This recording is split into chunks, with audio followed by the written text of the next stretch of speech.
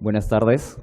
A nombre del Centro de Análisis y Resolución de Conflictos de la Pontificia Universidad Católica del Perú, les damos la cordial bienvenida al 12º Congreso Internacional de Arbitraje. Para recordarles, antes de comenzar esta actividad académica, que contamos con 2 salidas de emergencia. La primera que la encuentran en la parte media del auditorio y la segunda en la parte superior. Para iniciar este acto, contamos con las palabras de inauguración de la directora del Centro de Análisis y Resolución de Conflictos, la doctora Marlene Anchante. Doctora.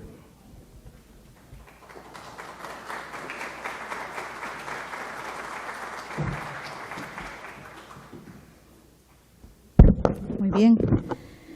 Buenas noches. Sean bienvenidos a este 12º Congreso Internacional de Arbitraje PUC. Gracias por estar aquí, en su casa, en la Universidad Católica. Yo quiero aprovechar estos breves minutos que me dan para darles la bienvenida y utilizarlos un poquito para comentarles brevemente sobre el trabajo que venimos realizando en el Centro de Análisis y Resolución de Conflictos de la Universidad Católica, que es el organizador de este congreso. En ese sentido, quería mencionarles que el último año ha sido muy intenso para nuestro centro. A razón de ello, puedo decirles también que el afianzamiento del servicio de arbitraje de la Universidad Católica avanza a paso firme con el nuevo reglamento de arbitraje que entró en vigencia en junio del 2017. La novedad de este nuevo reglamento ha implicado, sin duda, nuevos retos y, por supuesto, nuevos aprendizajes que hemos enfrentado con un equipo de trabajo muy comprometido y con toda nuestra creatividad para transformar dificultades que se han presentado en el campo del arbitraje y convertirlas en oportunidades de mejora. En tal sentido, deseo compartirles con satisfacción que hace 3 meses nuestro centro obtuvo el certificado ISO 9001-2015, que nos fue entregado por Lloyd's Register Quality Assurance. Esta certificación tiene como alcance nuestros procesos de gestión de los servicios de arbitraje y también el diseño y los procesos de gestión de los servicios de capacitación que nosotros brindamos. Como alguno de ustedes conoce, recibimos nuestra primera certificación ISO hace 6 años. Y este año, 2008, nos hemos acreditado en esta versión del ISO, una versión más moderna, la del 2015, la cual no solo contribuye a tener una mejor gestión en la eficiencia de nuestros arbitrajes, sino también nos ayuda a ser más eficientes para analizar los riesgos que supone para una institución como la nuestra gestionar arbitrajes. Sin duda, esta variante de la nueva versión ISO en la que hemos sido acreditados nos ha servido mucho en el contexto de denuncias de corrupción de arbitraje, para seguir repensando procesos de gestión internos que manejamos y planteándonos nuevos desafíos. Desde el Centro de Análisis y Resolución de Conflictos de la Universidad Católica, seguimos impulsando el compromiso con la mejora continua de nuestros procedimientos para gestionar arbitrajes. En este sentido, sin temor a exagerar, continuamos cada día en el esfuerzo de analizar lo que estamos ofreciendo versus lo que esperan los usuarios del servicio de arbitraje y cómo hacerlo mejor en beneficio del país.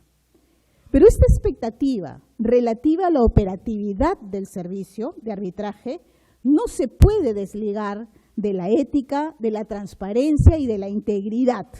Todo ello forma parte, como decimos en la Universidad Católica, de nuestro ADN, tanto hacia adentro de nuestro centro como hacia afuera.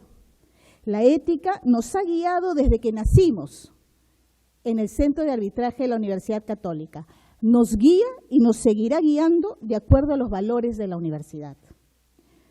Si bien nos gratifica ser reconocidos en el medio Por la coherencia ética de nuestras decisiones y compromisos, sin embargo, somos conscientes que los tiempos han cambiado en el mundo arbitral peruano desde el año 2002, en que iniciamos nuestro servicio.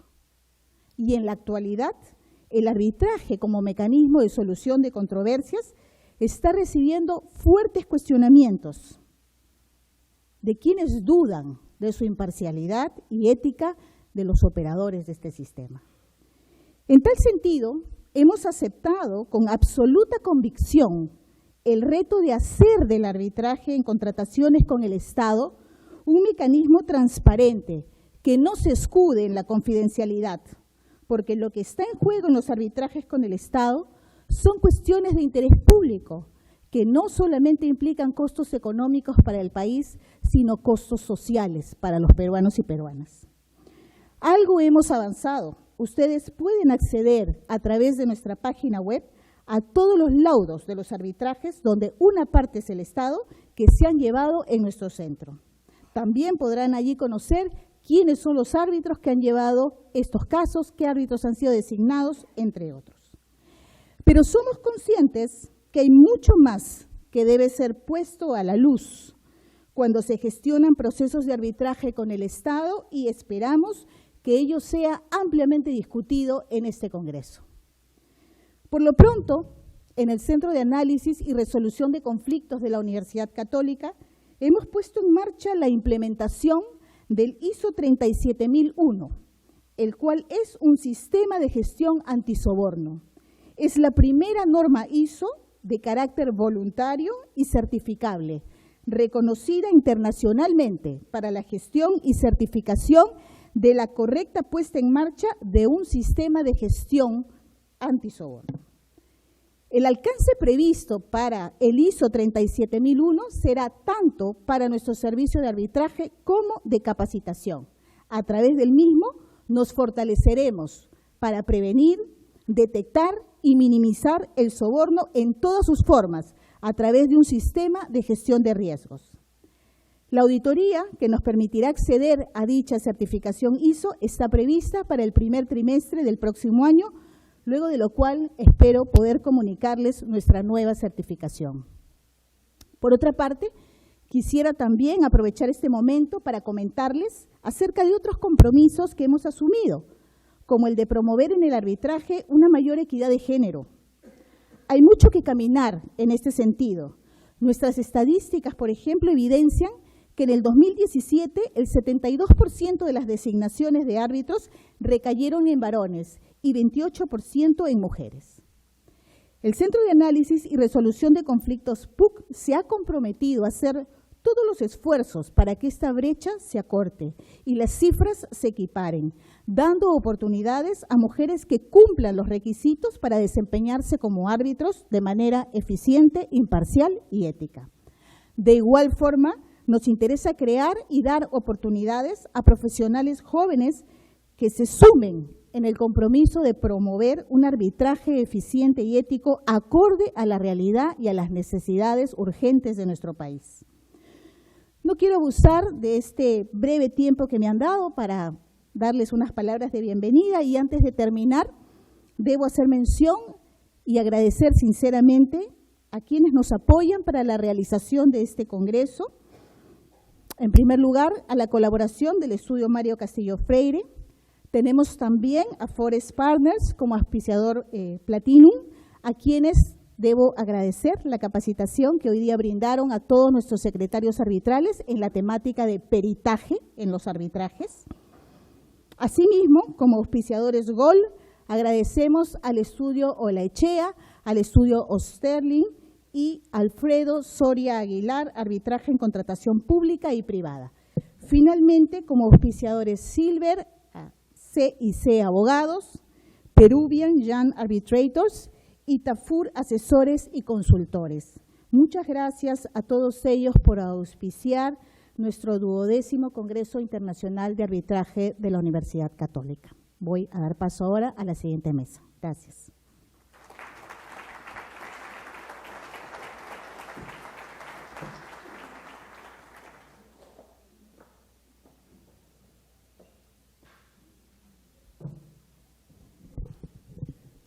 Agradecemos a la doctora Marlene Enchante por las palabras de inauguración.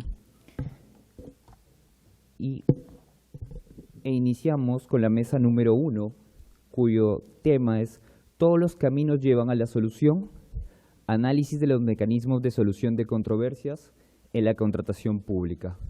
Por favor, invitamos al moderador y a los ponentes de la mesa número 1 a tomar sus respectivos lugares. La mesa número 1 se encuentra integrada por el doctor Gonzalo García Calderón. Él es magíster en Derecho Internacional Económico, socio del estudio García Calderón y profesor universitario tanto a nivel pregrado como posgrado. El doctor Gustavo Paredes, socio de NPG Abogados, magíster en Derecho de la Empresa de la Universidad Peruana de Ciencias Aplicadas, especialista en Derecho de la Construcción, Contratación Pública y Resolución Alternativa de Disputas. El doctor Egmer Albaneira, con maestría en Ciencias Penales por la Universidad San Martín de Porres, con estudios de especialización en Derechos Fundamentales, Contrataciones con el Estado y Derecho Procesal, con 23 años de experiencia profesional. La doctora Marianela Ledesma Narváez, doctora en Derecho por la Universidad Nacional Mayor de San Marcos, magistrada del Tribunal Constitucional, así como se desempeñó como jueza supernumeraria especializada en lo civil de Lima. Y el doctor Omar Sumaria Benavente. El doctor cuenta con maestría en Derecho Procesal en la Universidad del Rosario, doctorando en Derecho Procesal Contemporáneo por la Universidad de Medellín, Colombia, y abogado por la Pontificia Universidad Católica del Perú. Cedo el uso de la palabra al doctor Gonzalo García Calderón. Muchas gracias. Ante todo, buenas noches.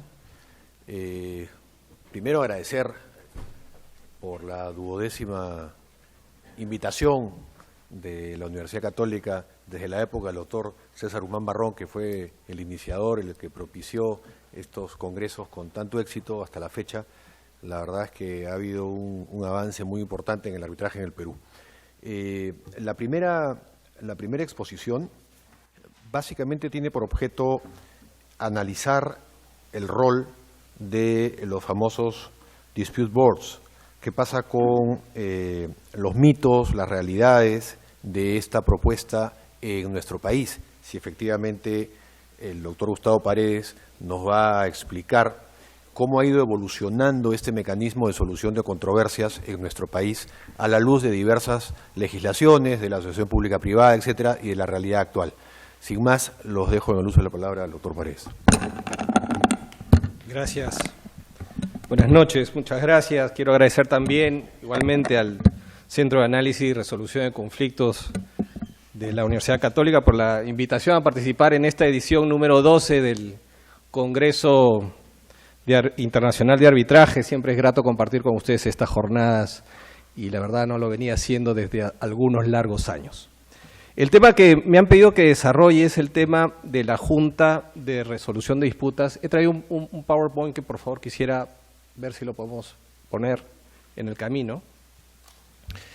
Como mecanismo de solución de conflictos durante la ejecución de una obra pública. Tema sobre el que sin duda se ha escrito mucho y se ha dicho mucho.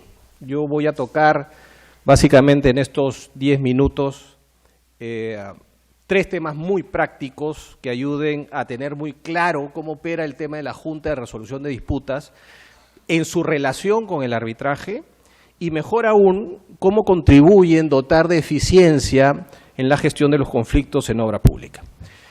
Y uno de los temas por donde debo empezar es por desmitificar y yo diría, si cabe el término, de estereotipar la percepción que se tiene en la Junta de Resolución de Disputas como si fuera una justicia de segunda. Ciertamente la Junta de Resolución de Disputas no es jurisdicción, pero no se necesita que sea jurisdicción para que funcione. Para que la Junta de Resolución de Disputas funcione, lo que se necesita es que sus decisiones se cumplan. Y para que sus decisiones se cumplan, se necesitan básicamente 2 cosas. 1, cláusulas contractuales o disposiciones regulatorias que están tanto en la ley de contrataciones, en su reglamento, en su directiva, para desincentivar el incumplimiento. Y por otro lado, necesita también del arbitraje, que es el foro de atracción de las discusiones o las controversias para ejecutar sus decisiones. Como ustedes bien saben, el Perú es actual referente normativo en la región porque incorporó el tema de la Junta de Resolución de Disputas en la regulación de las APPs y en materia también de obra pública en los contratos estatales. Y esto nos pone, sin duda, en la vanguardia de la gestión del conflicto. Pero además, la región está muy a la expectativa de lo que va a suceder con nuestra experiencia. Y de hecho, como Santo Tomás, ver para creer, uno de los proyectos más emblemáticos hoy en nuestro país, que es la construcción de toda la infraestructura de los Juegos Panamericanos, va a poner a prueba la eficacia de esta Junta de Resolución de Disputas en este sistema de gestión conflictual estructurado bajo los formatos contractuales británicos NEC. Los tres temas que voy a desarrollar, los tres temas prácticos que voy a desarrollar son los siguientes. El primero, el arbitraje no es instancia de revisión de una decisión, y esto tiene que quedar muy claro. El arbitraje, señores, no actúa como una segunda instancia de revisión de las decisiones de la Junta de Resolución de Disputas en este contexto, en este sistema de gestión. No existe instancia de revisión en este sistema de gestión, y es un error entenderlo así. Jurisdiccionalmente, el arbitraje es y seguirá siendo instancia única. Lo que se somete a arbitraje, entonces, no son las decisiones que emiten la Junta de Resolución de Disputas, sino son las controversias que subyacen en aquellas. Una vez que una de las partes notifica a la otra su desacuerdo con una decisión total o parcial, entonces el árbitro entra a conocer la controversia. El estándar internacional es que las decisiones para los efectos prácticos desaparecen. Y esto debe quedar claro porque el reglamento de la Ley de Contrataciones pareciera ser que promueve la confusión. Y yo diría quizás un poco más atrás es la propia ley también. Voy a mostrar el artículo 212.5 del reglamento que describe correctamente lo que se somete a arbitraje cuando dice, y no lo voy a leer, básicamente la parte subrayada que ustedes pueden ver ahí, que lo que se somete a arbitraje son las controversias. Pero ahora fíjense cómo el artículo 213 del reglamento describe bajo el epígrafe siguiente la discusión. Dice, sometimiento a arbitraje de una decisión de la Junta de Resolución de Disputas. Y en el numeral 213.3 replica que el sometimiento a arbitraje será de las decisiones de la Junta de Resolución de Disputas. Entonces, esto es un error conceptual en realidad. Esto es un error conceptual que degenera el procedimiento. El trabajo de los árbitros es conocer y resolver definitivamente la controversia y no analizar el contenido ni el razonamiento de la decisión. Y esto, pese a esta clara confusión promovida, ha sido aclarada por la Directiva 020 del año 2016. Si ustedes revisan el segundo párrafo del numeral 7.19, claramente dice que en caso que la controversia sea sometida a arbitraje, el árbitro único o el tribunal arbitral tendrán facultades, yo diría tendrán la obligación para revisar, cuestionar y decidir sobre la controversia sin estar vinculado o restringido por la decisión emitida por la Junta de Resolución de Disputas. Así tiene que ser interpretado. En conclusión, señores, el arbitraje resuelve la controversia y no revisa la decisión de la Junta. Segundo tema, que la Junta de Resolución de Disputas propende a la gestión de un único arbitraje, y esto es relevante. Las decisiones de las juntas de resolución de disputas durante la ejecución de una obra promueven la gestión de un único arbitraje multicontroversial, es decir, muchas discusiones al mismo tiempo. Y así lo dice el 213.3. En la parte subrayada ustedes verán que lo único que va a existir en este nuevo escenario de discusión es un único arbitraje. Entonces, y quizás el doctor Alba y luego discutiremos un poquito mejor y a profundidad, será que va incorporando este mecanismo, ya no existirán obras, por ejemplo, de mejoramiento y de rehabilitación de carreteras que tengan 15 o 20 arbitrajes, sino uno solo luego de la recepción de la obra. Y esto contribuye en dotar de eficiencia a la gestión del conflicto. Entonces, el sistema, incluyendo a la Junta de Resolución de Disputas, está orientado a que el conflicto no paralice en absoluto la obra pública y que concluya esta y se reciba a tiempo, logrando cautelar dos cosas. Primero, los flujos del contratista para poder lograr concluir la obra a tiempo, y por el lado del Estado, maximizar el rendimiento de la inversión pública en términos de oportunidad y eficiencia. El desacuerdo que es opuesto a cada una de estas decisiones emitidas obligará entonces a las partes siempre a hacer un análisis de costo-beneficio para someter a arbitraje aquellas controversias vinculadas a estas decisiones. Y en especial, y yo diría obligatoriamente al Estado. El Estado en el numeral 213.4 señala claramente que está obligado a realizar análisis bajo criterios de costo-beneficio y ponderando los costos en tiempo y recursos para recurrir a la vía arbitral.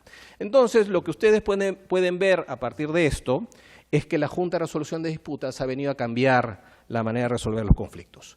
Hoy las partes, los abogados y también los árbitros deben prepararse para gestionar un solo y único arbitraje y cuya complejidad va a tener que estar marcada por el número de controversias que serán sometidas a arbitraje.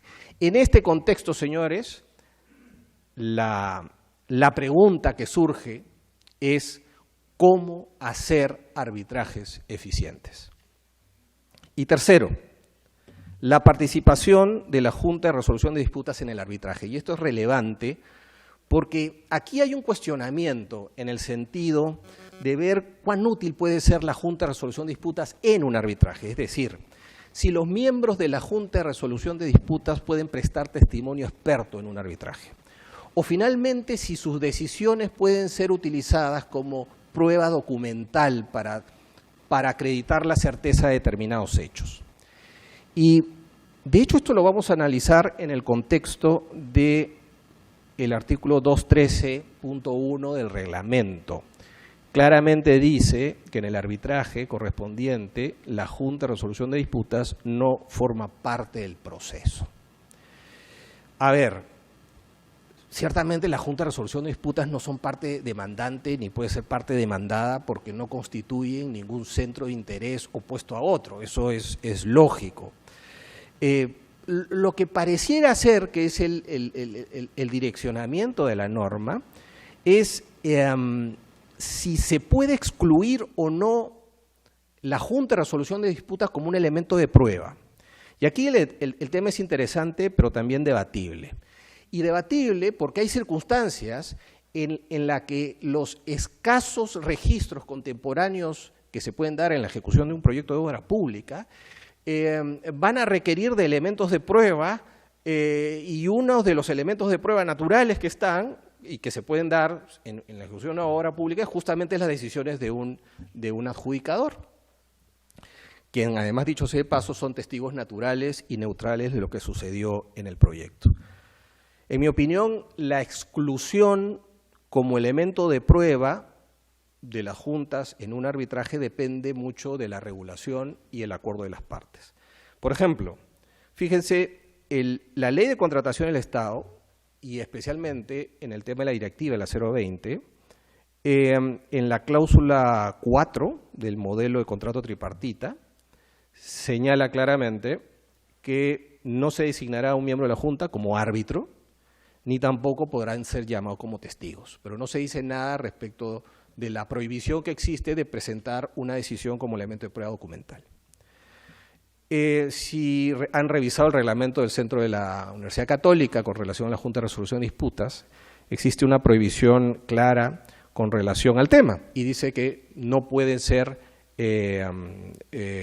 los miembros de la Junta árbitros, testigos, expertos o consejeros, salvo pacto en contrario. En el estatuto de la Dispute Resolution Board Foundation, lo único que dicen es que no pueden ser testigos, pero no se refiere nada con relación al tema de la prueba documental. En el reglamento de la ICC solamente se dice que no pueden ser expertos, asesores ni árbitros. No se dice nada sobre la participación del testigo como testigo ni la prueba documental. Y en el libro rojo FIDIC no existe prohibición al respecto con relación a la participación como testigos y como prueba documental. La pregunta entonces que se discute es cuál es el alcance de esta restricción normativa. Entonces este será el tema que justamente será materia u objeto de discusión futura. Con esto espero haber cumplido el cometido de relevar la importancia práctica que tiene la Junta de Resolución de Disputas y en su relación con el arbitraje y así contribuir en algo con el debate que este Congreso debe proponer para que la agenda de país avance siempre hacia el camino correcto de la eficiencia en la contratación estatal, el incentivo de la contratación y la reducción de la gran brecha de infraestructura que tiene el Perú. Muchas gracias. Gracias, doctor.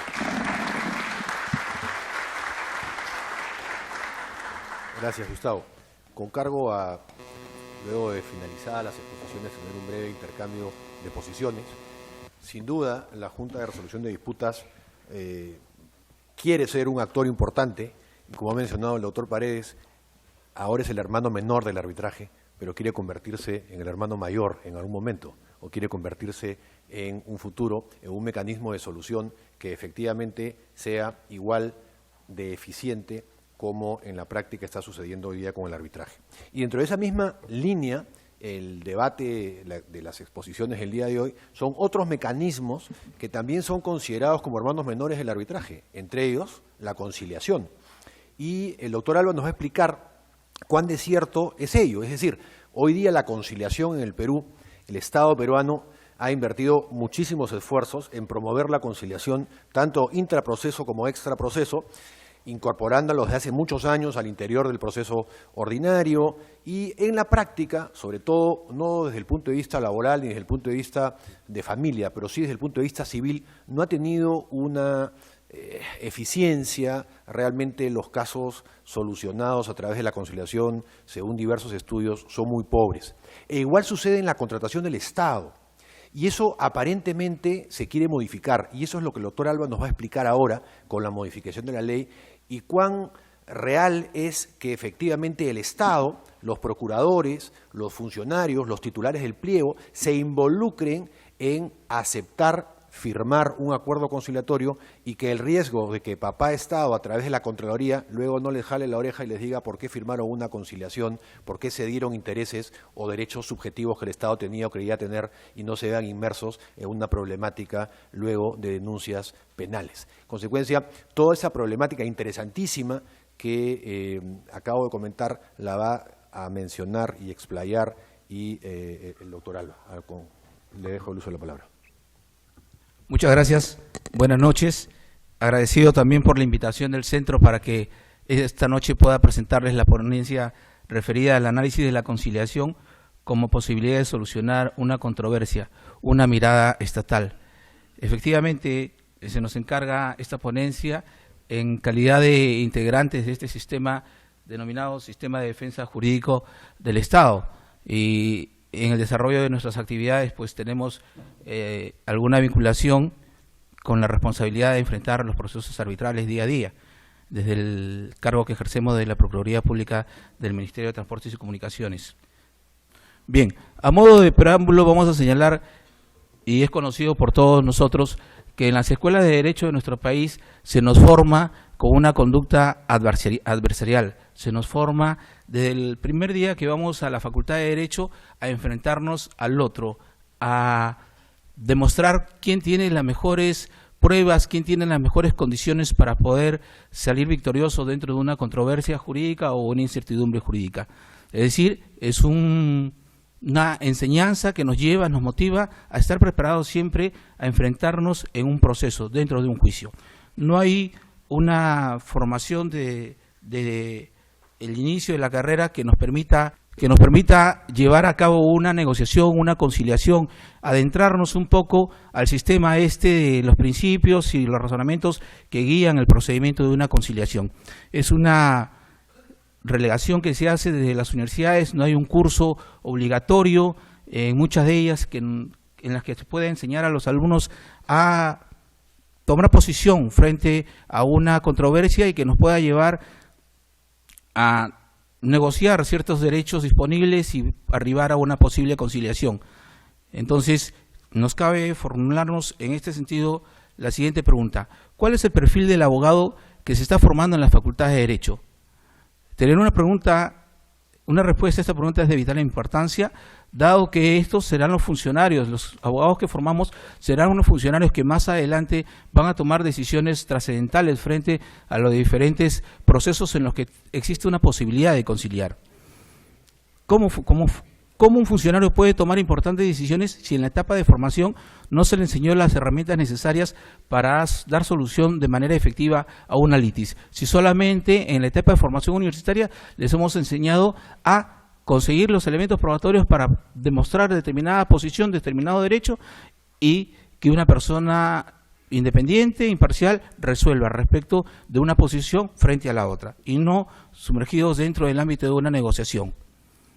Entonces, corresponde tomar medidas urgentes. Primero, revalorar la importancia de la conciliación, al fin de que los futuros ciudadanos de los primeros años, incluso de formación escolar, y esto lo consideramos así, en los colegios debe ya hablarse de la cultura de la conciliación.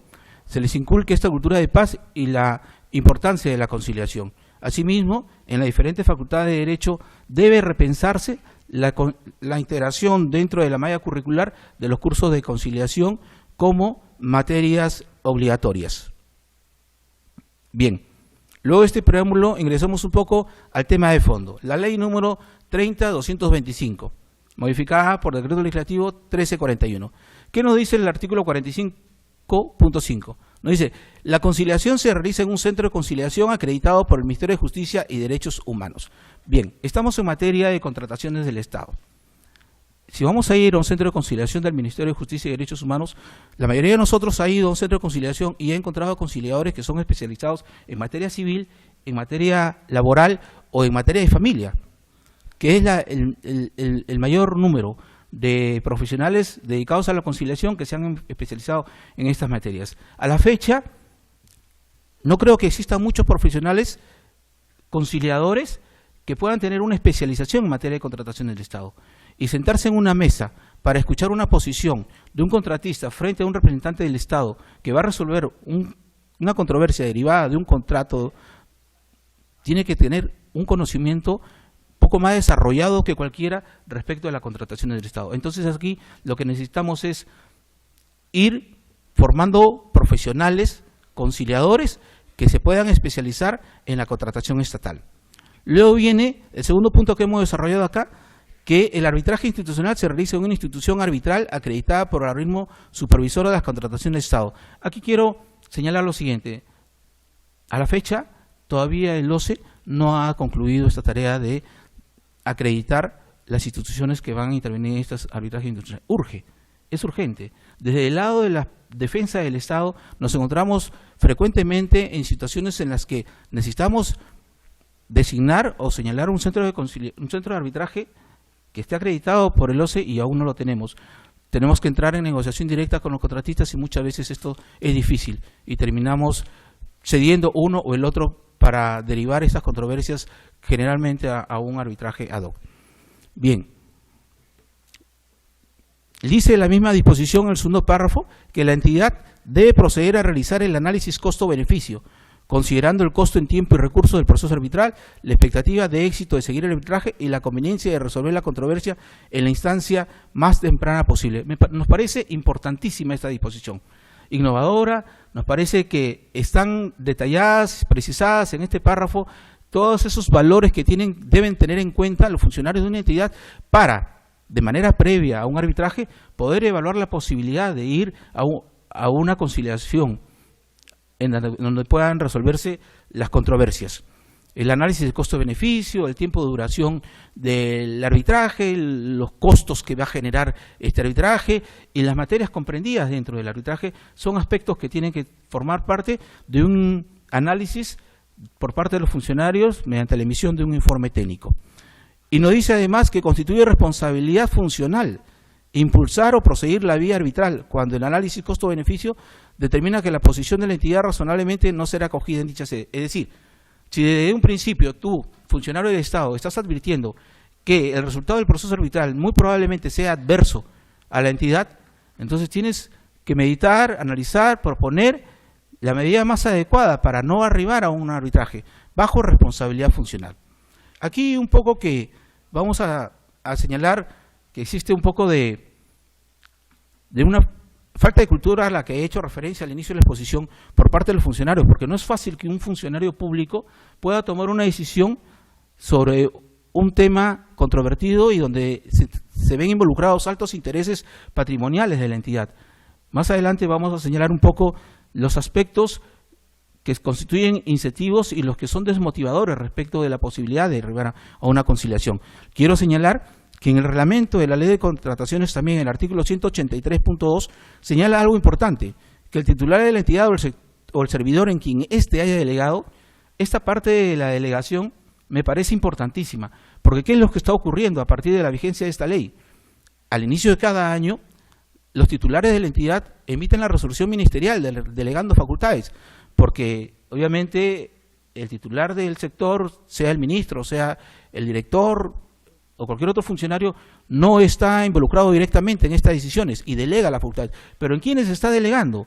Está delegando la facultad de evaluar esta posibilidad de arribar a un acuerdo conciliatorio en los procuradores. Y desde nuestro punto de vista, el procurador no puede tomar una posición respecto de una controversia surgida de un contrato en el cual no ha participado. Consideramos que debe involucrarse en la toma de esta decisión, en la emisión de un informe técnico, como se señala al final de este párrafo, al área usuaria, al área que estuvo directamente vinculada con el contrato, con participación sí del procurador, porque el procurador está ahí, ¿para qué? Para los efectos de viabilizar la posibilidad de la conciliación, evaluar si es viable o no, pero no para emitir un informe técnico en el que establezca cuáles fueron las condiciones del contrato y por qué se arribó o se llegó a esta controversia. Entonces, aquí debe jugarse debe desarrollarse el trabajo en un equipo constituido por el área usuaria y el procurador público.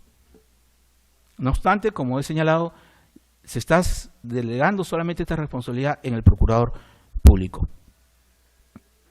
Entonces, el análisis que hacemos es que estas disposiciones han generado una nueva situación, una situación que merece que dentro del aparato estatal podamos desarrollar capacidades, podamos desarrollar estructuras funcionales para poder encontrarnos en las mismas condiciones que la otra parte de los contratistas, para efecto de poder sentarnos en una mesa, poder negociar y arribar a una conciliación. Debe tenerse en cuenta también los costos económicos que se generan por la no ejecución de los contratos que derivan generalmente en un arbitraje. El costo de esta controversia no solamente está referida al ámbito patrimonial que involucra el contrato, sino a unos costos generales que son asumidos para la sociedad. Porque cuando se contrata la realización o la construcción de una obra referida a un puente, una carretera, una autopista, están involucrados no solamente el ámbito patrimonial, del contenido del contrato, del monto contractual y los financiamientos que se van a dar, sino que también está incluida dentro de esta perspectiva los intereses de la sociedad, el interés primero del Estado de generar mejores condiciones de vida para los pobladores de determinadas zonas y las expectativas de estos pobladores para ver cumplidas esas obras, para poder tener alcance al bienestar que éstas generan. Entonces, el costo que genera el no arribar a una conciliación y llegar a un arbitraje no solamente involucra el ámbito patrimonial del contrato, sino también los altos costos que se generan a la sociedad y que se mantienen en un nivel que no permite el desarrollo del Estado. ¿Qué nos dice la experiencia legislativa? De la ley 26.850 se dispuso que todas las controversias surgidas entre un contratista y el Estado deberían resolverse a través de la conciliación extrajudicial o el arbitraje. Sin embargo, los resultados no han sido muy auspiciosos. Tenemos que la conciliación y el arbitraje no han tenido la misma suerte. Han habido, a la fecha, diferencias en los resultados. En mayores resultados en el arbitraje, quiere decir esto que de la mayoría de contratos se han derivado de un arbitraje y muy pocos se han sido sometidos o han sido solucionados mediante una conciliación. Esto porque no se han encontrado mayores incentivos o ventajas para ir a una conciliación. Existe un informe de la Contraloría denominado el arbitraje en las contrataciones públicas durante el periodo 2003 al 2013, donde analizado que en dicho periodo se dictaron 2.796 decisiones arbitrales y en donde solo el 3% de estos culminó o dio por finalizada la controversia mediante un acuerdo conciliatorio. Es decir, del 100%, el 3% de causas o de procesos arbitrales se ha visto solucionado mediante un acuerdo conciliatorio.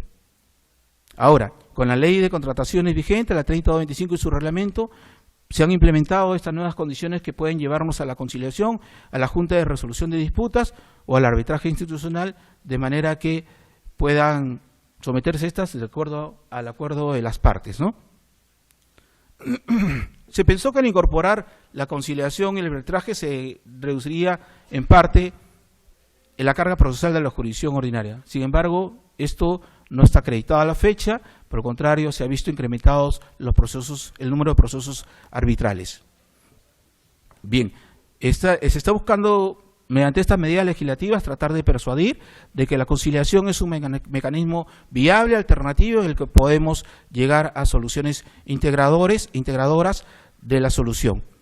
Para terminar, brevemente, la conciliación también depende de la naturaleza del conflicto. No es fácil conciliar dentro de una controversia derivada de una contratación del Estado. ¿Por qué razón? Se presentan supuestos, por ejemplo, en los que el contratista, mediante el procedimiento de conciliación, quiere incorporar materias que no son arbitrales, supuesto que obviamente el funcionario público no puede aceptarlo. Y el segundo supuesto está dado por aquellos casos en que los contratistas incrementan los costos o las pretensiones que podrían llevarlas a un arbitraje con la finalidad de, una vez negociado, se reduzcan estos y pueda obtener un resultado óptimo favorable a sus intereses. Estos son elementos que constituyen una mala práctica y finalmente son desmotivadores desde el punto de vista arbitral para efectos de la solución de las controversias. Bueno, ya se ha dicho algo respecto a los procesos civiles en la introducción de mi presentación. Solamente basta señalar que no ha habido una insistencia en este tema. Hay un proyecto de modificación del Código Procesal Civil que ya torna en una posibilidad facultativa el ir a la conciliación de manera previa al proceso judicial. Entonces tenemos un panorama en que tanto en la materia de contratación del Estado, en materia civil, la conciliación se está tornando en un mecanismo facultativo. Muchas gracias.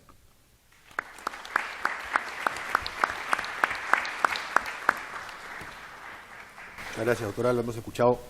Entonces, la perspectiva de la conciliación en materia de contrataciones, e insisto en lo que comenté, y será materia probablemente de una breve discusión después, si nos alcance el tiempo, que en la práctica el procurador va a tener que tomar una decisión, y lo vemos permanentemente en nuestro país, todos los que estamos involucrados en materia arbitral, y ahora va a suceder exactamente igual cuando hayan elecciones municipales, regionales y en su oportunidad elecciones generales, que las nuevas autoridades pretenden impugnar los acuerdos adoptados con anterioridad, con lo cual si un procurador firma una conciliación, el gobierno siguiente va a querer solicitar la nulidad de esa conciliación y en consecuencia se va a generar un caos.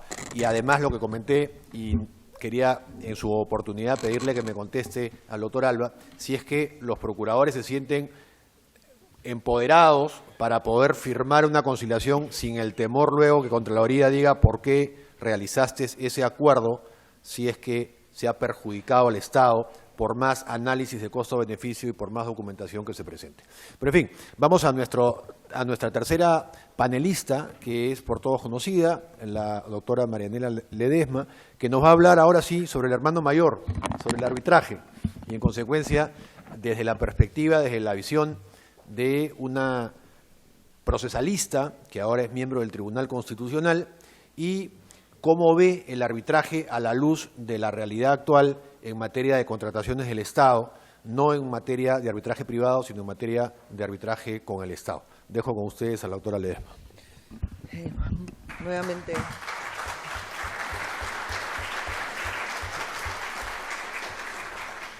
Muchas gracias. Yo tengo que empezar esta intervención no solo agradeciendo, sino felicitando a los organizadores, a César Guzmán Barrón, quien inició esta gesta de convocar a los interesados en los temas alternativos de solución de conflictos como el arbitraje y la conciliación, y la posta que sigue en la dirección de la licenciada Marlene Anchante. Mis felicitaciones, y sobre todo de manera muy especial a Marlene, porque nos ha dado una muy buena noticia y del cual yo me complazco, que es la de que este centro va a impulsar la incorporación del elemento femenino para que las chicas que se forman acá en las universidades, abogadas, formen parte del pool de árbitros del Centro de Conciliación. Es una medida de avance y yo saludo, felicito y ojalá que sea todo un éxito la labor profesional de las mujeres que se incorporarán pronto al arbitraje.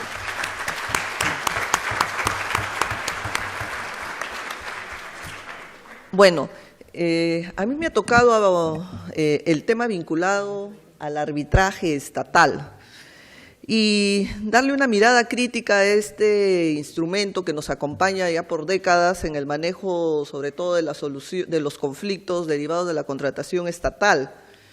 Y dentro del tiempo que se me ha asignado, son 10 minutos, trataré de respetarlo, debo decir algo que por lo menos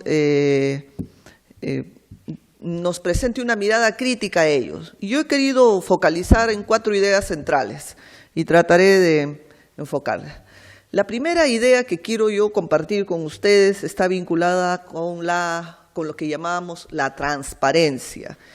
Y eso en algo también, antes de ingresar acá al evento, decíamos, ¿es el arbitraje estatal? ¿Tiene la misma lógica del arbitraje privado, del arbitraje que se maneja a través comúnmente de las reglas del Código Civil? Y desde ya tenemos que señalar, y como todos también ustedes advierten, que el arbitraje estatal tiene una peculiaridad, tiene una especialización, tiene una mirada diferente al arbitraje privado, porque lo que le diferencia van a ser sus fines. La contratación privada estatal enarbola un fin trascendental, ¿no? Y ese fin trascendental es generar un bienestar, repercutir un bienestar en la vida de todos nosotros los ciudadanos, y por algo el Estado va a contratar con los privados para generarnos ese beneficio. En todo aspecto que nosotros podamos aspirar, mejores carreteras, mejores puentes, mejores colegios, bienestar común, ¿no? Entonces, si estamos sosteniendo que hay una finalidad pública, desde ya este instrumento que va a romper o que va a de repente poner fin a este tema de conflictos, ¿no? Tiene que tener algo que le diferencie. Entonces yo tengo que poner énfasis en que eso que nos va a diferenciar desde el arbitraje estatal es la finalidad hacia la cual este instrumento va a estar dirigido. Entonces, en aras de esa finalidad, una de las reglas que rige el tema de las contrataciones públicas es la publicidad como parte de la transparencia, y de los cuales todos los ciudadanos tenemos también el deber de controlar cómo se gastan, cómo se realizan esos gastos y cómo va a ser ello. En el tema arbitral, cuando se emiten los laudos, siempre se ha sostenido, dicho, no, pero el arbitraje es un tema privado y no puede publicitarte. Esa idea ya fue, porque esa idea ya no se sostiene hoy. Los arbitrajes, los laudos, esos se deben colgar en el sentido dicho figurado en la página web de la OCE, ¿no? Para hacer de mayor accesibilidad el acceso a esta información que contienen los laudos. Yo sé que la OCE está también trabajando en ello y hay inclusive directivas que se ha dado para que los árbitros, bueno, técnicamente hablando, suban los laudos al sistema. Sin embargo, la gran deficiencia que se encuentra es que esas medidas no son del todo eficaces, porque no todos los árbitros cumplen con esa posibilidad de subir los laudos a la web. ¿Por qué es importante tener acceso a esos laudos en el tema del arbitraje estatal? Porque me va a permitir dos cosas. Uno, no solo el tema de la transparencia, que cualquier ciudadano podemos entrar a la página web y tener información de quién ha laudado, sobre qué ha laudado, en qué sentido ha laudado, sino además para conocer el árbitro que laudó y si a partir de esta decisión que tomó en un hecho concreto, en resolver un caso concreto, va a tener también la misma respuesta en futuros casos que se tengan que dar. ¿Qué estoy diciendo? Nos va a permitir construir lo que es una seguridad en todo sistema jurídico, que es hablar de la seguridad jurídica que debe acompañar, que debe darse a través de lo que se califica de la predictibilidad. En tanto yo no permita el acceso a esa información, voy a esconder al árbitro, a lo que resolvió y en qué sentido resolvió, y estoy limitando la información e inclusive a las futuras personas que quisieran tomar los servicios o designar a un árbitro de esas características. Ese es un elemento central en una contratación pública y sobre todo un tema de arbitraje estatal hacia donde deberíamos apuntar para mejorar el arbitraje en estas dimensiones. Transparencia, accesibilidad, construcción de jurisprudencia que me permita trabajar una predictibilidad en situaciones similares a las que debería responderse en esa situación. Un segundo punto que quisiera compartir con ustedes está vinculada a la idea del deber de información que deben tener los árbitros cuando participan en el arbitraje. Claro, hay el deber subjetivo que tiene un árbitro de informar sobre las posibles incompatibilidades con las partes, como para de repente destruir la posibilidad de sospechar de una parcialidad. Es verdad que la ley de contrataciones nos señala que literalmente señala en el artículo 45.10 de la ley de contrataciones, hace referencia al deber de informar y que ese deber de informar se mantiene a lo largo de todo el arbitraje. Hasta ahí está perfecto. Sin embargo, los efectos que se va a tener en cuanto a la información que yo traslado en el momento de que yo traslade, va a tener un impacto totalmente distinto. Porque no es lo mismo que yo traslade una información cuando recién se instala el arbitraje y de repente en el camino, antes de laudar, diga que tengo una incompatibilidad con una de las partes, a que yo sostenga esa información luego de haber laudado. Luego que he emitido un laudo, y la gran pregunta es cómo contrarresto esa situación. Y estoy hablando de situaciones que de repente podrían llevar a una situación que para algunos podría ser muy subjetiva y que se los quiero compartir en dos casos concretos que me tocó conocer, no como árbitro, sino de manera indirecta. Una es que el árbitro era muy cercano a uno de los abogados de una de las partes con el que jugaba fútbol hace varios años. Y eso no es una causal de impedimento para no participar en un arbitraje.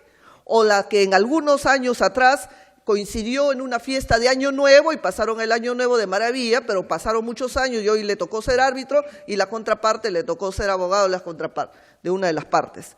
Esa omisión, ese deber de no haber dicho que pasó el Año Nuevo hace varios años atrás o que de repente hace varios años jugaba partido de fútbol con una de las partes, ¿no? O con el abogado de una de las partes, en su momento se planteaba la situación, ¿qué efecto tiene trasladar esa información cuando en el arbitraje ya es emitido un laudo? Esa información es una información sensible para construir el tema de confiabilidad que uno debe tener, sobre todo a un tercero que le va a transmitir el poder para que defina la historia de este conflicto.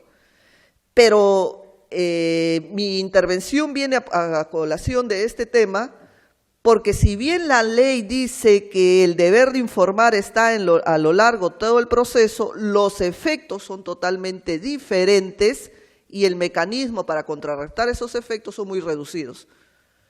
Algunos dirán, bueno, si luego que se emitió el laudo yo me enteré de que era de repente la persona con la que jugaba fútbol y recién me entero y no dijo esa situación, ¿tendrá una implicancia para lo que se decidió, para el laudo? Entonces, frente a ello, yo planteo la siguiente opinión, ¿no? Considero que por más que haya jugado fútbol con el árbitro, si es que la decisión ha sido adversa con el partner del fútbol, no tendría mayor implicancia, porque no ha tenido ningún efecto nocivo.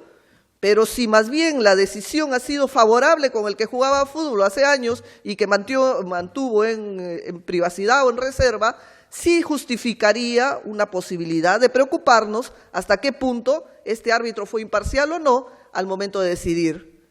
Y más aún preocuparnos porque ¿cuál sería el mecanismo que tendríamos que utilizar para cuestionar un laudo que recién yo me entero que el árbitro tenía la cercanía en estas dimensiones con una de las partes? Entonces ahí tal vez podríamos recurrir a una mirada o recrear una mirada en los alcances del recurso de anulación para permitir la revisión por la afectación a la imparcialidad que debería tener un árbitro. Lo dejo nada más como un mero tema de reflexión en lo que me refiere a la participación. Tercera situación en el arbitraje estatal. Como empecé señalando, el arbitraje estatal tiene peculiaridades muy propias por los fines que quiere alcanzar. Y nos preguntamos que será suficiente quien tenga la misión, el poder para resolver los conflictos en contrataciones estatales, que conozca de arbitraje, de contrataciones del Estado y de derecho administrativo, lo califica para ser un árbitro ad hoc que pueda definir contrataciones inclusive de altas trascendencias económicas. Entonces considero que eso debe ser un punto que debería ajustarse y debería ajustarse más, no solo a las especialidades, sino también a la experiencia que el árbitro debe tener en el manejo del arbitraje. La experiencia juega un papel fundamental y 1000 veces preferimos tener árbitros reducidos, especializados, pero con una gran experiencia en el manejo de contrataciones del Estado. Por último, plantearnos lo que al inicio del evento decían, y bueno, ¿cuál es la mirada que se da desde el Tribunal Constitucional, al cual coyunturalmente estoy laborando, ¿no? ¿Qué se puede decir desde el ámbito de la justicia constitucional al arbitraje y sobre todo al arbitraje estatal?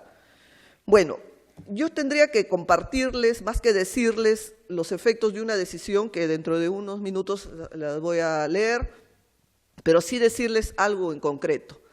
Nosotros vivimos, nos desarrollamos en un modelo de Estado constitucional, donde, como se repite una y otra vez, no hay zonas exentas de control, ni siquiera el arbitraje. E inclusive el arbitraje estatal en ejecución es posible ser controlado a través de un proceso constitucional, llámese un amparo. No es una novedad lo que digo, eso ya ha sido sostenido, tal vez no como un precedente vinculante ni una regla de esos estilos, pero sí en criterios que ya se han reafirmado a lo largo del tiempo. Quiero referirme al caso 08448-2013, que es el caso promovido por un procurador del Estado, el procurador del Ministerio de Educación. El caso es Octavio Olivo García, un proceso arbitral que de repente no pudo ser controlado a través de un recurso de anulación, pero que en la ejecución sí generaba situaciones de conflicto en cuanto a la ejecución.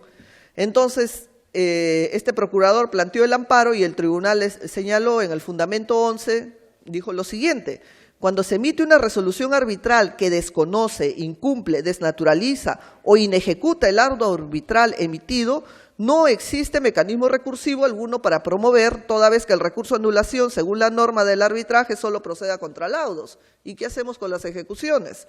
El tribunal dice, por ello, sobre la base de los fundamentos que subyacen para la impugnación de laudos, es posible sostener que procede el proceso de amparo para cuestionar las resoluciones arbitrales distintas al laudo expedidas por el tribunal arbitral en fase de ejecución del laudo arbitral, siempre que se trate de una resolución que carezca de sustento normativo o sea emitida con agravio a los derechos fundamentales. Les invito a leer, este es solamente un caso que se ha sostenido en otros casos más, que nos permite decir que no hay zonas exentas de control, ni siquiera el arbitraje, y aún habiéndose agotado el recurso de anulación, es posible controlar el arbitraje en su ejecución. Eso es lo que podría decirles, resumiendo en estos 10 minutos que me ha tocado compartir con ustedes. Gracias.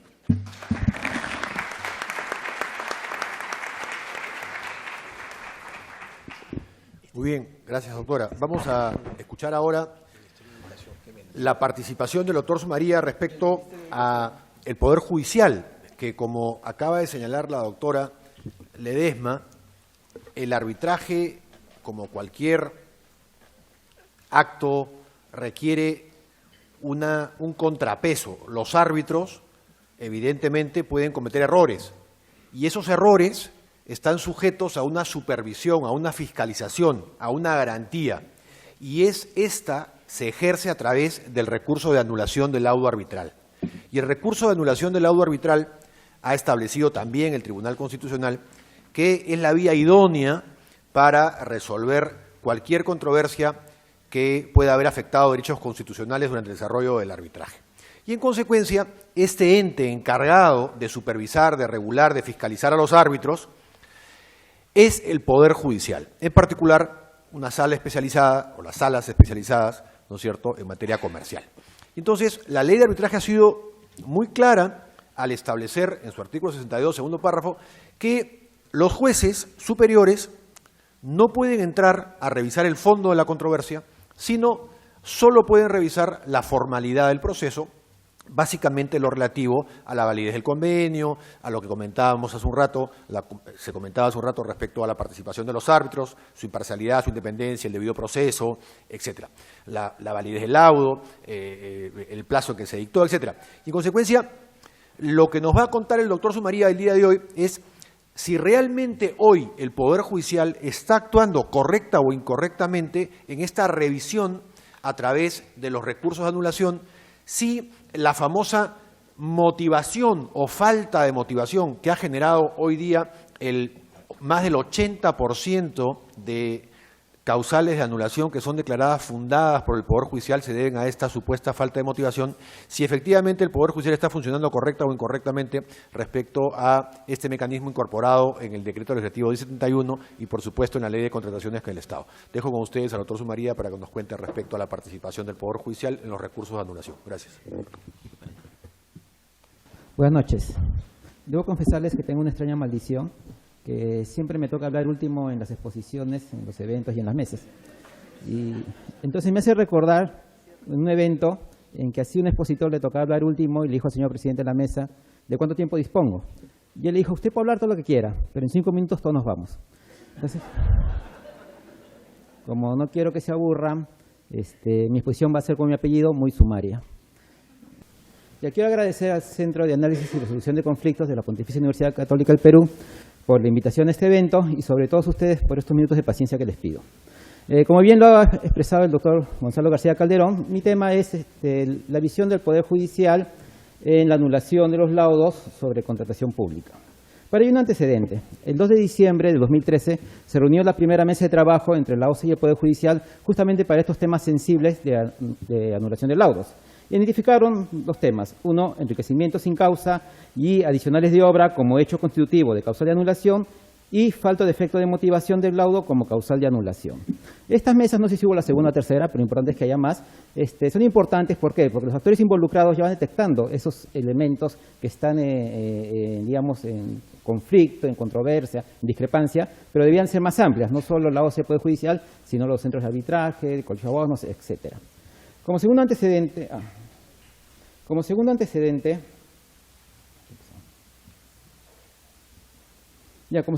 tenemos un informe elaborado por el Centro de Arbitrajes y Análisis y Resolución de Conflictos de la Pontificia Universidad Católica de Perú, en el cual establecen los siguientes problemas. Primero, un gran crecimiento debido al arbitraje obligatorio.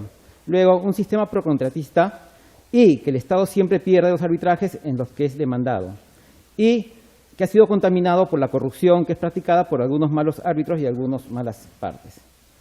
Frente a estos problemas, se determinan como causas del arbitraje en contrataciones públicas que solamente el 25.2% de los arbitrajes en materia de contratación pública se inicia por una contradicción de una resolución administrativa emitida por una entidad pública.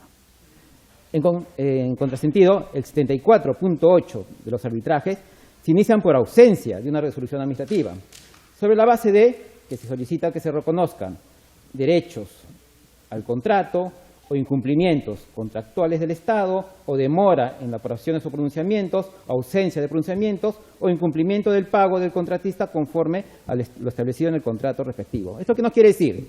Que la mayor cantidad de anulaciones de laudos se producen por inacciones del Estado más que por acciones del Estado. La explicación del incremento de los arbitrajes en contrataciones públicas, y siguiendo con este informe, nos citando a Ricardo Galdolfo, dice: cuando el contratista incumple sus obligaciones, lo primero que hace la entidad es dejarle pagar. Después le aplica las penalidades previstas. A continuación le resuelve el contrato. Enseguida le ejecuta las fianzas y, por si fuera poco, lo envía al bombo del Tribunal de Contrataciones del Estado para que lo inhabiliten. Es decir, tiene 5 opciones para cogotar al contratista. En cambio, si la entidad es la que incumple sus obligaciones, el contratista no tiene tanta alternativa. Es más, solo tiene una, y es ir al arbitraje. Esta disponibilidad de opciones, ¿no?, respecto a las que cuenta el Estado y el contratista, que nos dice que hay incentivos perversos más bien para fomentar ir al arbitraje. Frente a ello, ¿cuáles son las propuestas de este informe? Dice, la primera, el Estado debe cumplir a tiempo sus obligaciones de pago. Es cierto, de acuerdo a este informe, si el Estado cumpliría todas sus obligaciones, pues se reducirían las causales de anulación. 2, que el Estado debe privilegiar la eficiencia en el uso de recursos y no un enfoque cerrado de control de la función pública. El Estado debe potenciar medios arbitrales de solución de controversias, conciliación y convenio de puestos, juntas de resolución de disputas, que coadyuven al arbitraje. Los funcionarios públicos deben sentirse respaldados por la ley y controlaría para tomar decisiones, como también lo había mencionado en las anteriores exposiciones. Ante las controversias, en un análisis costo-beneficio. ¿Es posible realmente ganar en este caso arbitral? ¿No sería mejor conciliar o que resuelva una GRD? El Estado debe fomentar el uso del arbitraje institucional. Sin embargo, frente a estas propuestas, ¿cuál es la justificación para la revisión de los laudos en contrataciones públicas por el Poder Judicial? Y es que se discuten controversias relativas a incumplimientos contractuales relativos a bienes y fondos públicos. Y en segundo lugar, porque en él intervienen funcionarios públicos, representando al Estado, en el cumplimiento de la función pública que les es encargada. Existe un interés público en las decisiones que en él se produzcan, y se busca la satisfacción de las necesidades de la colectividad. Ante esta necesidad, ¿cuál ha sido la respuesta del Poder Judicial? De un pequeño muestrario que me lo proporcionó el doctor Marcos Silva Tantisteban, que trabaja en las salas comerciales, he seleccionado solo 3 casos. Primero, el caso 091-2017, Ministerio de Transportes y Comunicaciones con Franklin Céspedes Espíritu. En este laudo lo selecciono por el considerando tercero, que dice: es importante subrayar que si bien es cierto la jurisdicción arbitral es de naturaleza constitucional, autónoma e independiente, no es menos cierto que es constitucional también ante eventuales afectaciones a los derechos y principios fundamentales, es decir, constituye un sistema de control judicial que garantiza la observancia de los principios y derechos jurisdiccionales de los involucrados. Es decir, por un lado nos dicen que el arbitraje es autónomo, independiente y jurisdiccional. Sin embargo, podemos revisarlo, con lo cual ¿no?, le dan vuelta a la torta. Es decir, sí, pero no. Reconocen la autonomía del arbitraje, dicen, pero podemos revisarlo. Y como bien lo dijo la doctora María Ledesma, porque no hay ninguna isla jurídica exenta de control constitucional. Segundo caso, expediente 145 de 2012, Municipalidad Provincial de Santa Cruz de Cajamarca con Consorcio Vulcano. Dice que ante las dependencias propias de la celebración del contrato número tal, celebrado el 19 de julio del 2010 entre la parte y el demandado, fecha 17 de mayo, solicita el inicio del arbitraje de derecho, Sin embargo, el 3 de mayo ambas partes celebran una transacción extrajudicial, por la que acordaron poner fin al proceso arbitral antes reseñada, por lo que se impedía la prosecución del proceso arbitral. Es decir, en este laudo se declaró nulo, pero en este recurso de anulación se declaró nulo el laudo, ¿por qué? Porque se había transado en el arbitraje, pero como la ley solo reconoce la concesión del arbitraje, entonces dijo no, la transacción no vale en el arbitraje. Y después el Poder Judicial dijo, no, pero es un medio alternativo de solución de conflictos, y el arbitraje era sometido a la libertad de autonomía de las partes, por lo tanto, lo anuló y dijo que sí vale la transacción. Expediente 325-2014. Dice, el demandante cuestiona que el tribunal arbitral declaró la ineficacia de la resolución contractual cuando lo peticionado era la nulidad de la precitada resolución. En este caso, ¿no? Se anuló el laudo, ¿por qué? Porque se pidió una cosa y se dio otra, lo que estaba lesionando el principio de congruencia. Expediente 034-2014, Municipalidad de San Martín de Porres con Consorcio Nering. Una parte del considerando dice, es decir, partió de una premisa fáctica falsa que originará, obviamente, una motivación errática, toda vez que a la luz de los hechos expuestos ha quedado demostrado que la carta en materia de invalidez o ineficacia en ningún momento resolvió el contrato de obras celebrado entre las partes, por lo que se evidencia que la decisión adolezca de una indebida motivación. Considerando lo subrayo, ¿por qué? Porque, como ven, ya entra, de alguna manera, a analizar hechos, ¿no? Se habla de ineficacia o nulidad de una carta fianza que no surte efectos y entonces, para declarar esa nulidad o invalidez, habría que investigar esa carta fianza. Y el mismo Tribunal Judicial dice que empieza en una premisa fáctica errónea, es decir, está revisando la premisa fáctica. Y eso después lo incluye como un error de motivación. Estas tres conclusiones aquí nos llevan, ¿no? A la falta de motivación como causal de anulación. ¿Y eso qué sucede? Que si bien la falta de motivación no está establecida como una causal de anulación, en casi todas las sentencias que anulan laudos arbitrales es esa la causal, la falta de motivación, lo cual está sobredimensionado, porque no está bien explicado qué cosa es la falta de motivación o cuándo hay falta de motivación, de tal manera que se vuelve, como decía, en un cajón desastre todas estas anulaciones y muchas veces entran a revisar hechos. Entonces, voy a decir unas conclusiones a manera de preguntas, y es, como se aprecia, la mayoría de las propuestas, ¿no? Conciliaciones, junta de resolución de disputas, son preventivas, ¿okay? Sin embargo, cuando ya estamos en el proceso de anulación, ¿no? ¿Qué situaciones se dan? Primero, ¿es el objetivo la descarga procesal del arbitraje o el control del interés público? El arbitraje obligatorio se convertiría en una suerte de proceso judicial, mejor dicho, el recurso de anulación, ¿no? Los incentivos son para ir o no ir al control jurisdiccional del arbitraje en contrataciones públicas. Bueno, hechas estas cuestiones, en mi segunda intervención diré mi visión particular ahora mismo. Como dice si el reverendo que compré esta de Alianza Lima, si es que Dios me lo permite, y el presidente de la mesa. Muchas gracias.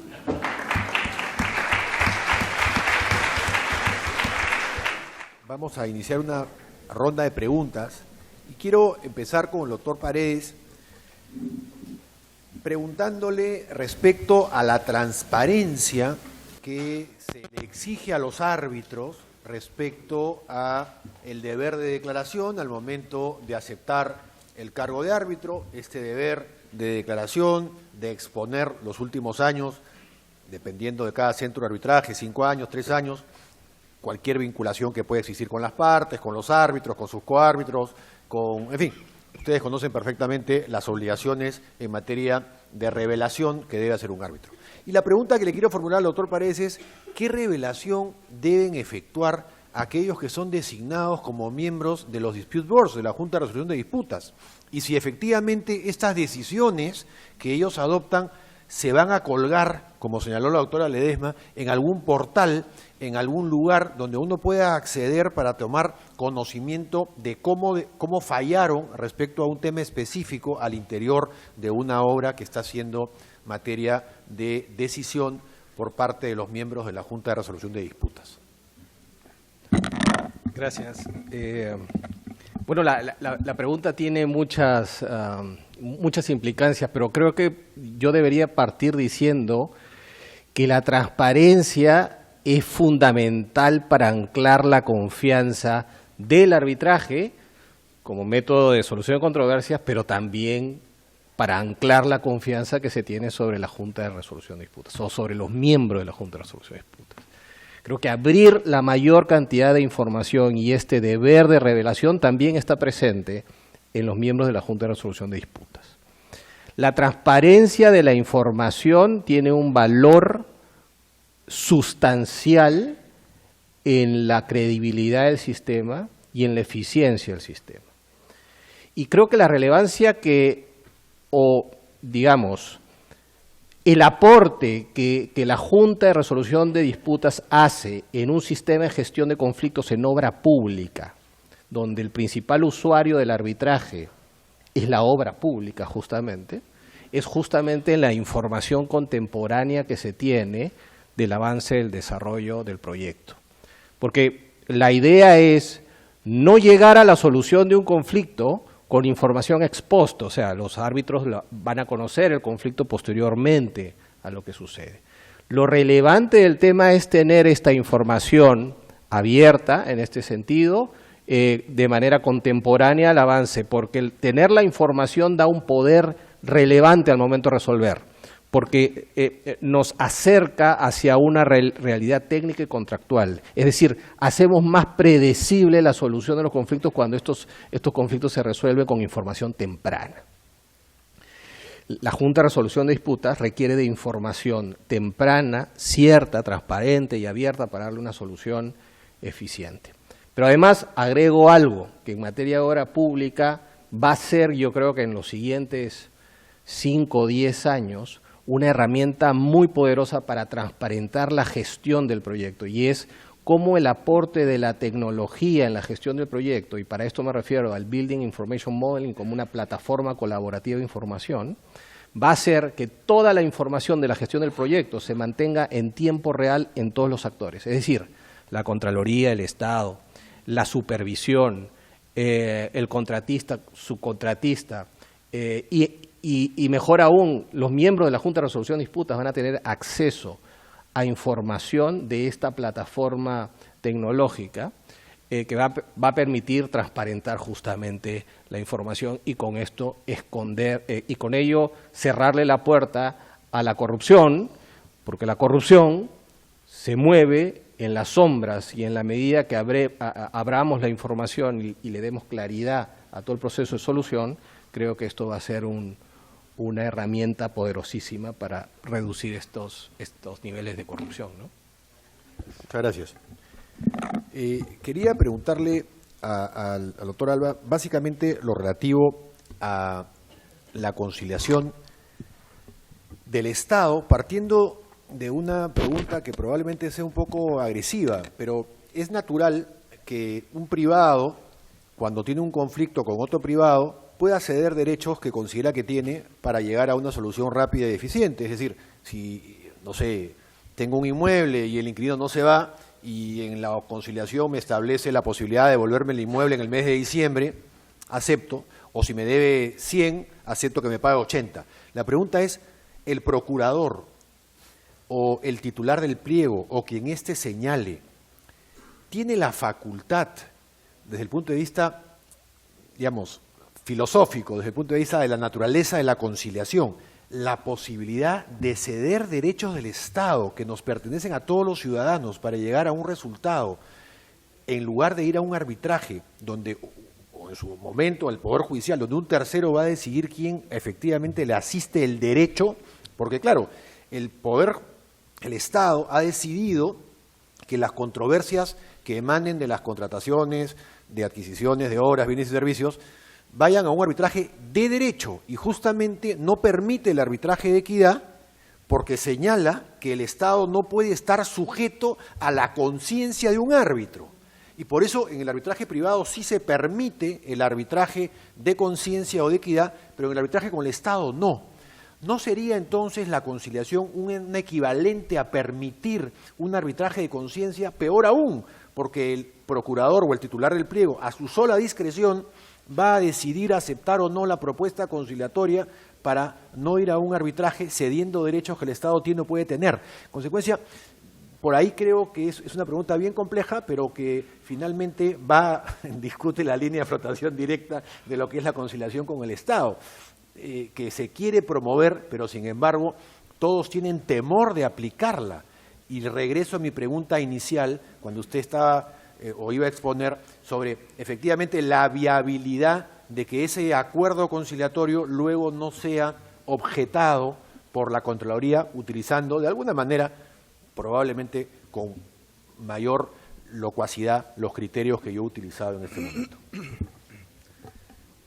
Sí, es un tema muy complejo.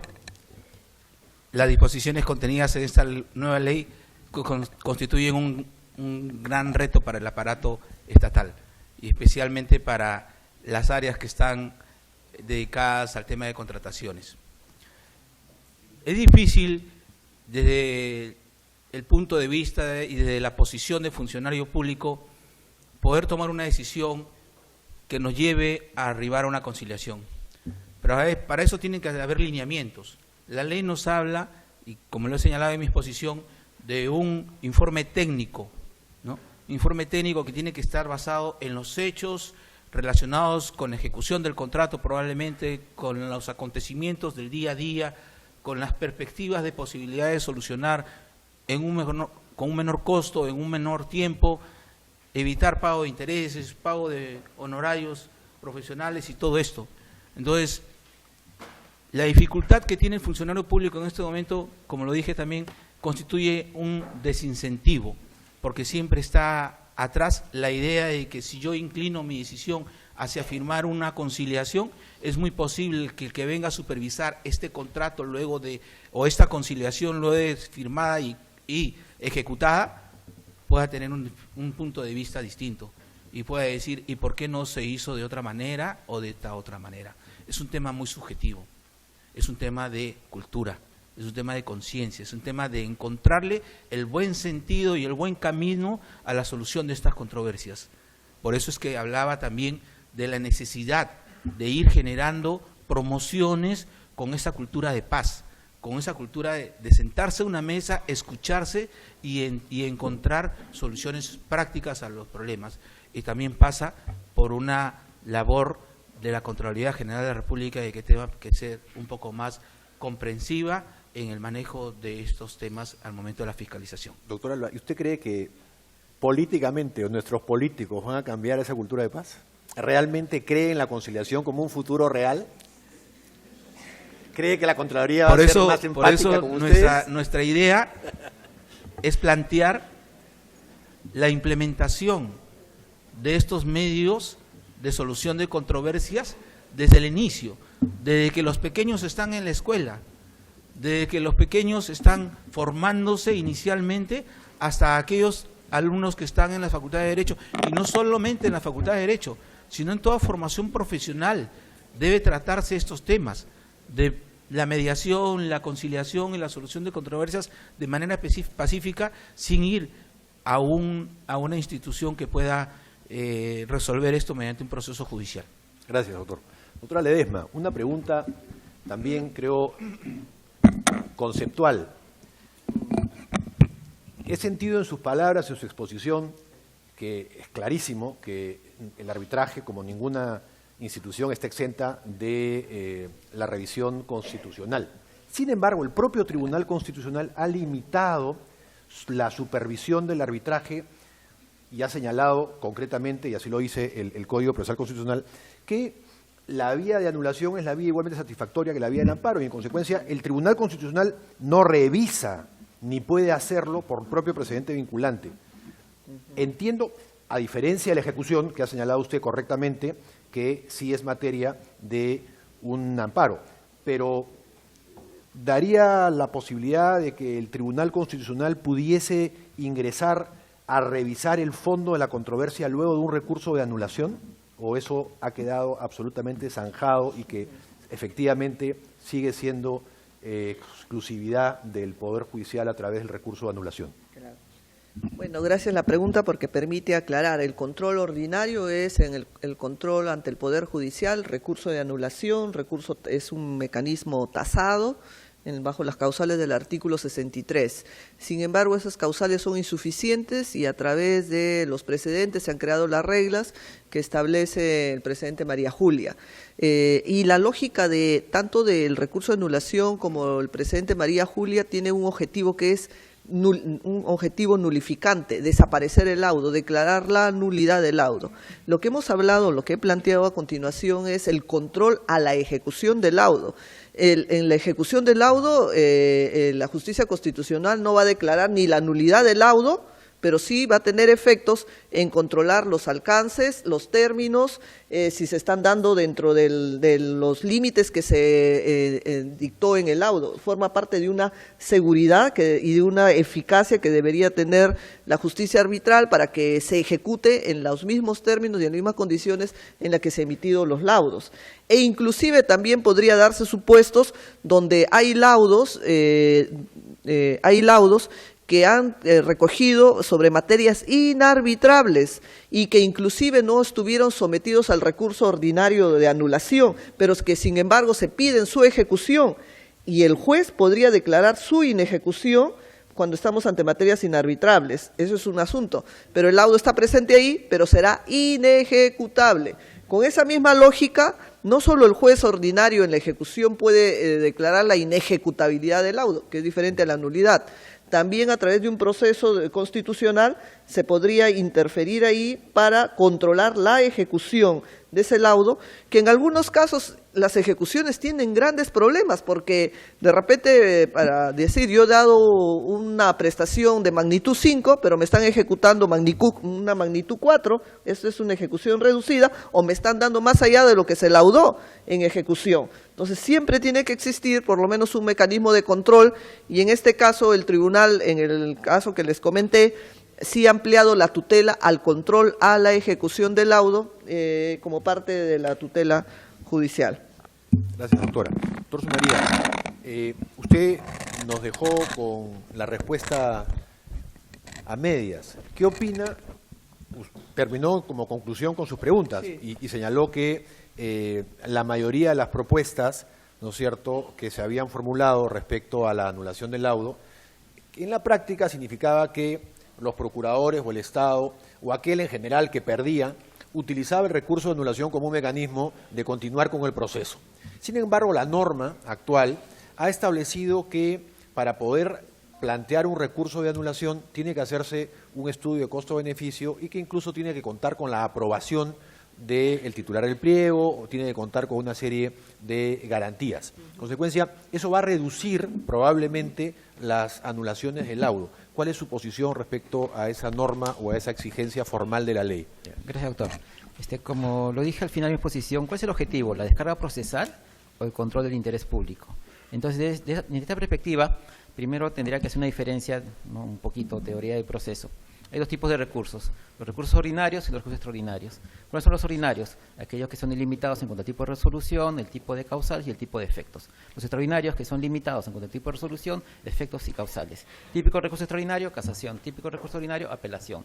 ¿Cuál es la naturaleza del recurso de anulación? Para mí es un recurso extraordinario. ¿Por qué? Porque es limitado en las causales, es limitado en los efectos y es limitado el tipo de resoluciones. Ahora, siendo un recurso extraordinario, ¿no?, ¿cuál es la tendencia? La tendencia, no la tendencia, sino los elementos para diseñar un medio impugnatorio son tres: el órgano, el interés y el procedimiento. De todos esos, el más importante es el interés, porque el interés determina la intensidad de recursos, si es por un caso, para varios casos, por una clase de casos o por una totalidad de casos. Si en este caso el interés público es el fundamento de ir a un recurso de anulación extraordinario ante el Poder Judicial, entonces tomemos la misma lógica. ¿Qué tipo de control están haciendo? Si toda la mayoría de los causales de anulación son falta de motivación, entonces lo que está haciendo es un control constitucional. Al hacer un control constitucional, ¿cuál es la tendencia? Por ejemplo, el desborde de la Corte Suprema en casación, ¿qué es lo que se pide? Que la casación tenga certiorari. ¿Qué es certiorari? Que ellos mismos elijan los casos. Entonces, lo mismo podría pasar con este recurso de anulación, que sean ellos quienes elijan qué casos van a ver, pero para elegir ese caso tiene que haber esa carga de justificación del solicitante, o sea, la carga argumentativa, la carga persuasiva, una carga positiva en el solicitante y una carga negativa en el tribunal. De esta manera, si no se justifica el interés público en la opción del laudo, pues se rechaza de plano. Ahora, ¿esto qué crea? ¿Incentivos para litigar o incentivos para no litigar? ¿Qué es lo que sucede? Que en el mundo anglosajón el certiorari no es una facultad solo de la Corte Suprema, sino son facultades de todos los jueces, porque cada juez decide qué caso va a haber. Por lo tanto, los incentivos son para no litigar, y por eso que en el mundo anglosajón prefieren negociación y arbitraje. Si acá le das esa facultad a los jueces comerciales que tienen esa posibilidad de revisar los laudos, precisamente está haciendo control constitucional, dando facultad de certiorari, y entonces incentivas los recursos de anulación. Entonces, se significa una nueva estructura de este recurso de anulación. ¿Por qué? Porque la estructura que se ha tomado es como si fuese un recurso ordinario, tipo apelación, con solo límites formales. Y el objetivo ahí es descarga, el objetivo no es control constitucional. Entonces, de esta manera, unificas los criterios y creo que darías lo que quiere todo el mundo de la justicia, predictibilidad, seguridad, etcétera. Muchas gracias. Bueno, el tiempo nos ha ganado, ha sido una extraordinaria exposición de los miembros de la mesa. Les agradezco a todos ustedes por su paciencia y un fuerte aplauso para los expositores, por favor.